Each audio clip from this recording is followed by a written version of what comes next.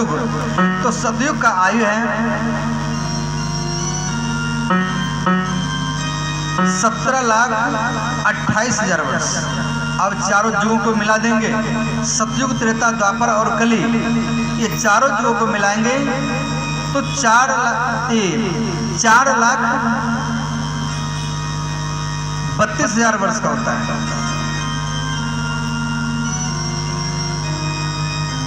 सतयुग, त्रेता, द्वापर और कली को मिलाएंगे ये 43,20,000 वर्ष का होगा, जिसको आप लोग बोलते हैं एक चतुर्युगी।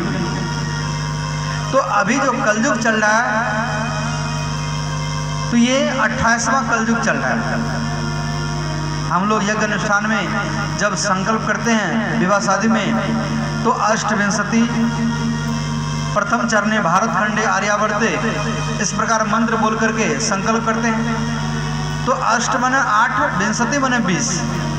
तो ये जो कलयुग चल रहा है ये 28वां कलयुग चल रहा है, माने 27 बार कलयुग आ करके चला गया है और ये 28वां बार ही आया है। इसका प्रमाण क्या है? ये जो 27 बार कलयुग चला गया इसका प्रमाण क्या है?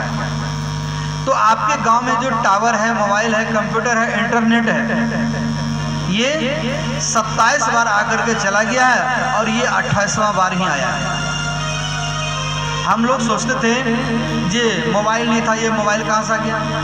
पहले रिसीवर फोन चलता था, बाद में पैटर्न मोबाइल आ गया बटन वाला, उसके बाद वो धीरे धीरे फिर टच मोबाइल आ गया।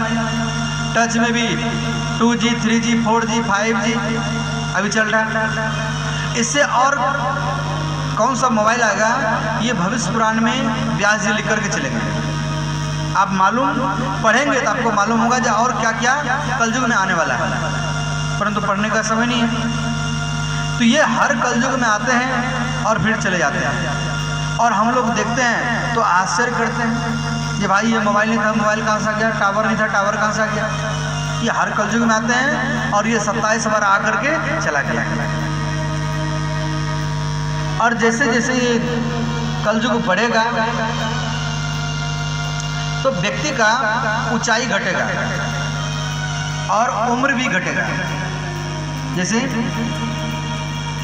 सतयुग के व्यक्ति जो होते हैं वो 21 हाथ के होते हैं। 21 हाथ माने आपके गांव में जो बिजली का खंभा है इतना बड़े व्यक्ति होते हैं सतयुग में, ये त्रेता में।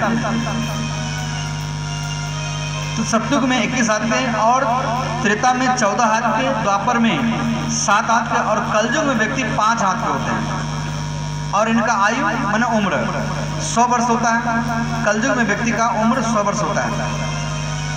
तो धीरे धीरे जब कलयुग बढ़ेगा तो व्यक्ति का उम्र घटेगा और ऊंचाई भी घट जाएगा। जैसे 5 है तो 4 हो जाएगा, 3 हो जाएगा, अंतिम में 2 हाथ का व्यक्ति होगा। 2 हाथ में आपके जांग के बराबर व्यक्ति होगा।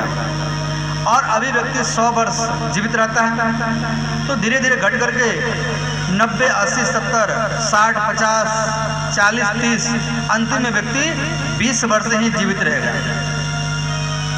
अभी व्यक्ति 100 वर्ष जीवित रहता है तो 20 वर्ष पढ़ाई लिखाई में चला गया, फिर विवाह शादी किया 30 वर्ष में विवाह शादी किया, फिर बच्चों को जन्म दिया, उसको पढ़ाया लिखाया, उसका विवाह शादी कराया, फिर वृद्ध हो गया और फिर मर गया। ये 100 वर्ष में भी कर रहे हैं। और जब व्यक्ति 20 वर्ष ही बचेगा तो उसमें व्यक्ति का विवाह कब करेगा? उसमें व्यक्ति का विवाह कब होगा? तो उसमें जो व्यक्ति का विवाह होगा तो 5 वर्ष उम्र में होगा। उसमें जो विवाह होगा 5 वर्ष में उम्र होगा। 10 साल में फिर बच्चे को जन्म देंगे और उनको पढ़ाएंगे लिखाएंगे, फिर उनका विवाह शादी कराएंगे। 15 साल में व्यक्ति वृद्ध हो जाएगा और 20 वर्ष में मर जाएगा। अभी जो हम लोग समाज को भोज दे करके बैंड बजा करके विवाह करते हैं, ये सब प्रथा सब समाप्त हो जाएगा। और उसमें जो विवाह होगा तो उसमें पहले बॉन्ड लिखा जाएगा कि हम आपके साथ 10 साल तक रहेंगे, 10 साल के बाद आपको छोड़ करके फिर हम दूसरा विवाह करेंगे। कोई बॉन्ड में लिखेगा कि हम आपके साथ 5 साल रहेंगे, 5 साल के बाद आपको छोड़ करके हम फिर दूसरा विवाह करेंगे। कोई 2 साल, कोई 1 साल, कोई 5 महीना।